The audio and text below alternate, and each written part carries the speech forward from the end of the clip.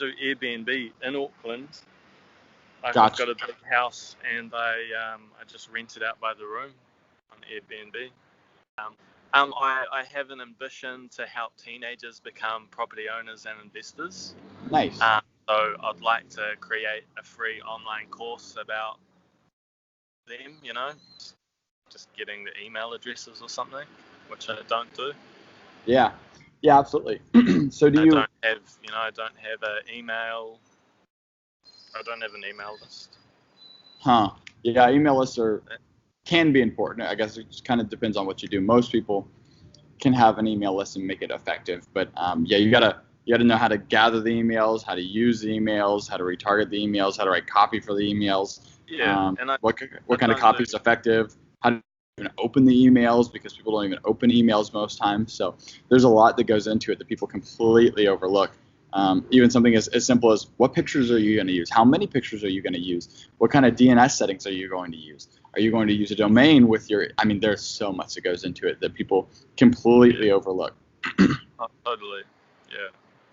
So is the Airbnb stuff what you do full time? Well, it takes me like 30 minutes a week, so trying to do property deals, but trying to get more properties. I think about maybe becoming a real estate agent. Gotcha. Sure. And Airbnb can work quite well with just having one house, if you just tweak it a little bit, you don't have to. It works okay for me. How many rooms do you rent out? Like 7, kind of. 7, and you rent them all out as individual rooms, or do you rent it out as just one property? No, individual rooms. Good. And do you have it? How many nights a month do you have it booked out usually? All the time. All the time? Yeah. Oh, nice. Okay. There you go. Well, that's better than most people. Most people do not rent out all of the time like that. They're not able to rent out all the time. So that's good. Yeah. So what is it exactly that you're looking to get out of this phone call then? An insight into business and processes, I want to make more money. How do you make money?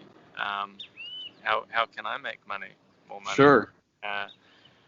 And yeah, did you use Clickfunnels to make your system that I contacted you through? Because that's really expensive. Yeah, sure. So yeah, for you to contact me through to set up the calendar date and all that stuff, that was done through ClickFunnels. Yes, I've got a ClickFunnels account, and what I do to make money is digital marketing. So I run ads for companies on Facebook, Instagram, Google, PPC, YouTube, SEO, all that fun stuff. I create websites for people, landing pages for people, all that kind of fun stuff. So that's how I generate all my income. But yeah, every client I work with uses ClickFunnels. I have a ClickFunnels account for each of my clients that I work with. Yeah, so super expensive. Sure. $100 a month per client. Sure. Yeah. But again, if you're doing enough in sales, it shouldn't be a problem. And that's for the cheapest version of ClickFunnels. I mean, the $300 a month is what the one costs when you're using ActionX and Backpack as well. But yeah, one of the biggest misunderstandings about ClickFunnels is ClickFunnels is not a way to make money. You cannot make any money on ClickFunnels. ClickFunnels is a way to simply bring people from the process of interested in a product to buying the product, and using a funnel is a way to do that. But the ClickFunnels itself does not sell anything. It's all it is a website builder. That's all ClickFunnels does. But for some reason, with the way that ClickFunnels is marketed themselves, people assume that you can actually make money off of ClickFunnels. You really can't. All it is simply a website. So if the product or service that you're selling on your website sucks, then you're not going to make any money off it. Which you can kind of do just with like Google Sites and stuff like that. So I think I might, just to start off and saying I'm not necessarily going to want to monetize my course. Sure. My first version of it anyway, I think I'll just try and do it on Google Sites or something. Sure. And it's just, it kind of just depends on what your purpose is with it and whatnot. I would suggest not selling or giving away a course for free. I would never give away a course for free like that, because if it's actually like good content and whatnot, if you can make money off it, why not? First off, and second off, there's a lot easier and cheaper ways you can get people's emails. To get their attention, to give away good value and. Sure. I've bought over $2,500 worth of courses though, and I had no problem paying it because I saw the value that was in them. So if I would be willing to pay $2,500 for it, you could even sell yours for $300, and at least you'd be making something off of it. And I don't see how I can bring the value really either, So I kind of see how I could bring some value to like kind of the structure of it and a little bit of like mindset helping. Sure. With me just kind of being there on the phone to talk to them every once in a while. But yeah, I mean, I think at least for the first version or something, I don't know, like, And you can do a discounted price. That's what most people do when they start courses. Yeah, I was going to do the beta price, the first discount price free. I would suggest not doing it for free, especially, but the thing is, if you really don't have value. I was going to have limited to 3 people. Okay, well, yeah, if you're only giving away to 3 people for free, and record the whole thing, and try and just make, in that first one, like where it's kind of like free, like it'll be a one-on-one kind of thing, just recorded, and then the real course is the digital product, right, where it's not involving my time at all.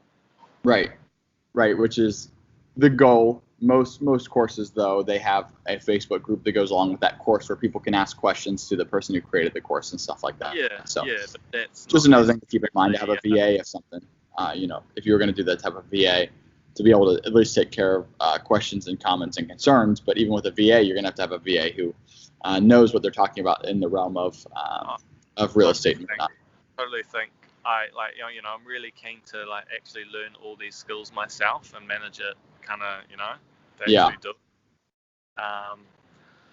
Which is why I was not so keen on I'm more keen to do like WordPress instead of ClickFunnels. Sure. With WordPress you kind of own it, whereas ClickFunnels, they own it, they can try, they can.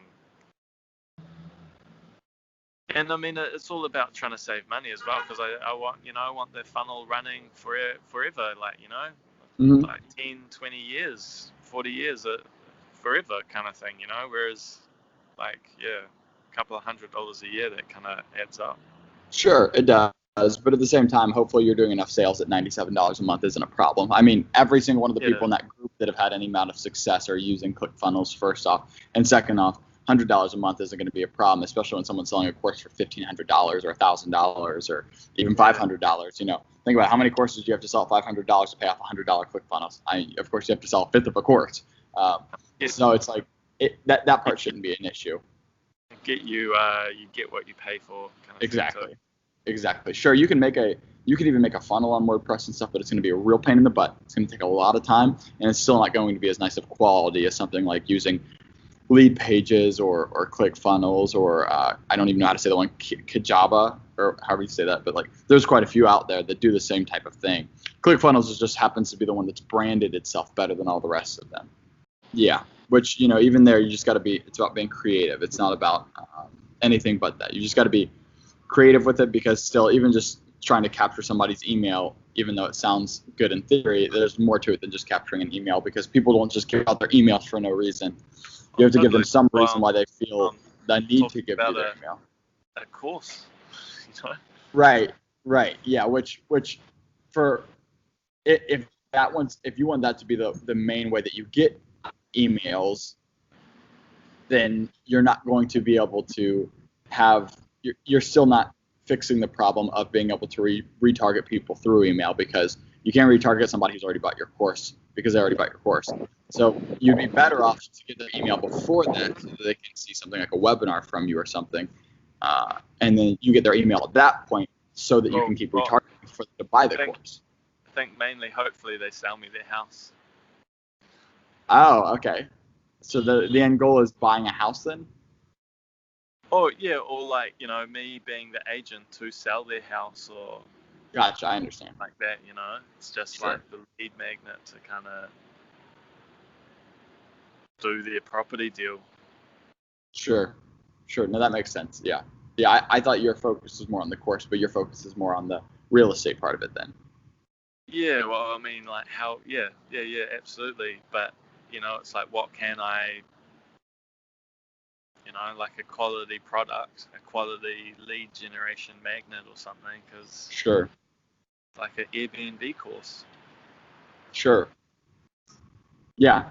And that'd probably be something that people would be probably relatively interested in. Yeah. And you would know more about your market there than me, because I'm not really familiar with anything Airbnb. I mean, I know what it is, but I don't know anything about really the way it works or anything.